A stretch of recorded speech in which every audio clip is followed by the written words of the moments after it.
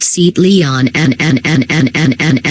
Cupra 3002017 Review. 7.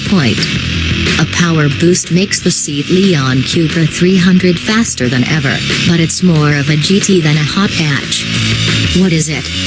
We may live in an age where environmental responsibility, safety and connectivity are all important for any manufacturer, but the Seat Leon Cupra 300 is the latest hot hatch to get involved in a good old-fashioned power war.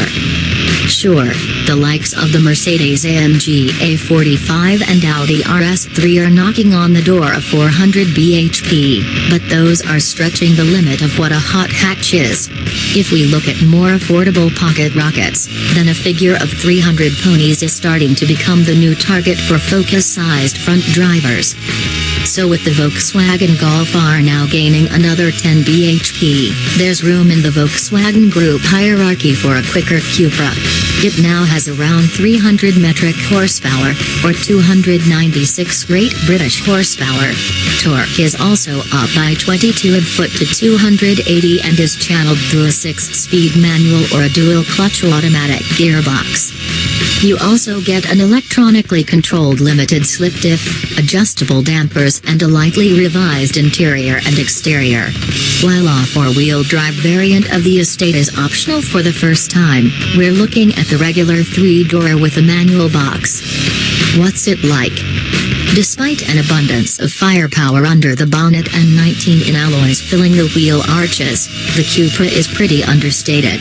Yes, you get more aggressive-looking bumpers and twin exhausts, but there are no wild wings, huge vents or other boy racer favorites. As with the old Cupra 290, to the uninitiated it could be any other Leon hatch. That softly approach extends to the driving experience. Considering the skinniness of the tire's sidewalls and the performance-tweaked suspension, the Cupra is surprisingly compliant when the dampers are left in comfort mode. Yes, you do feel rough roads and expansion joints, but you're never jostled around too much. With an engine that happily pulls quietly from very low revs, it's actually quite a relaxing mode of transportation, right up until you decide to give it some welly. On a smooth dry road, the Cupra accelerates ferociously, pushing you against the back of your seat and sending the speedo needle soaring. Change up a gear and you'll find a quick and unobstructive shift. You do get the feeling that maybe there's a bit too much power for the chassis, though. Leave the traction control on and it'll stick its soar in all too readily.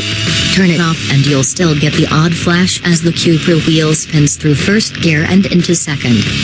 Throw in a bump in the road and things get even worse. Under hard acceleration, there's a bang and a jolt through the front suspension as if some of the bushes are made of dairy lee. Other soft cheeses are available. Given that unruliness, we were surprised to find very little in the way of torque steer. That's probably because the slippy differential is a particularly weak one. Unlike the hottest of Renault Megane Renault Sports or the Honda Civic Type R, which will pull you around a corner under power, the Cupra almost seems to rely on electronic interventions as much as the locking of the differential. So, what about the handling? The first thing you'll notice is the standard fit progressive steering system that ramps up the ratio as you wind unlock. It's certainly a real boon when you're negotiating a multi-story car park, but it does rob the steering of feel. Get past that and you'll soon find out that the Cupra has tons of grip. What it doesn't have is the kind of delicious adjustability that marks out the very best hot hatches. Overspeed in a corner and you will understeer.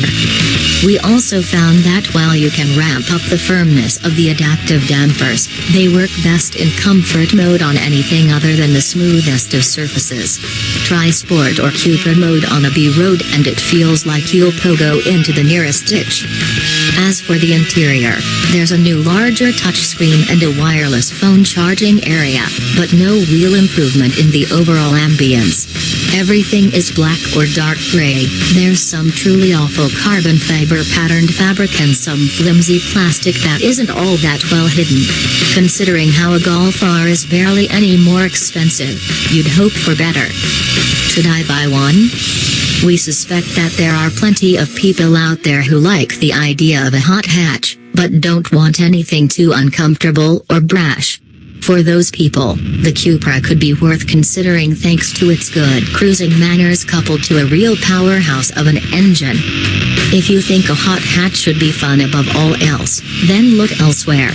The problem with the Cupra is that it only ever feels competent rather than downright exciting, and it isn't actually all that cheap. At this price point, we'd be very tempted by the Golf R if you're after the ultimate all-rounder, or the Ford Focus RS if you want a real adrenaline pump. 2017 Seat Leon SC Cupra 300. Location: West Sussex, on sale now. Price: £30,155. Engine: 4 sills inline, 1984cc, turbocharged, petrol, power. 296 bhp at 5,500 to 6,200 revolutions per minute. Torque: 258 pounds-foot at 1,800 5,500. Curb weight: 1,395 kilograms. Gearbox: 6 SPD manual, 0 to 62 miles per hour. 5.9 seconds. Top speed: 155 miles per hour. Economy: 40.9 miles per gallon. Combined CO2/tax band: 158 grand/km, 28%. Rivals: VW Golf R, Ford Focus RS, RS.